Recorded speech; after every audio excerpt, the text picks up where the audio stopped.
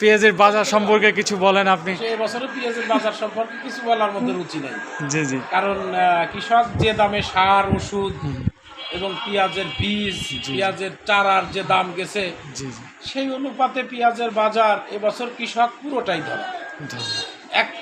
এক পাখি অর্থাৎ 28% জমিতে পেঁয়াজ উৎপাদন খরচ পড়ছে এবার 45-50 হাজার টাকা। পেঁয়াজ বিক্রি হচ্ছে 20-25 হাজার, বর্তমান যে দাম 20,000-25,000 টাকা বিক্রি হচ্ছে। তো এমনিতেও ফলন হয়েছে কম, তারপরেও দাম নাই, দাম কম। কৃষক এবছর একদম সর্বশান্ত হয়। বর্তমান যে বাজার আছে তাতে কৃষকের পেঁয়াজ তুলে সেই পেঁয়াজ বাড়িতে মহিলাদেরকে দিয়ে কেটে ট্রাক ভাড়া দিয়ে ভ্যান ভাড়া দিয়ে বাজারে আনার পরে যা হচ্ছে এটা কৃষকের সেই খরচটা হচ্ছে।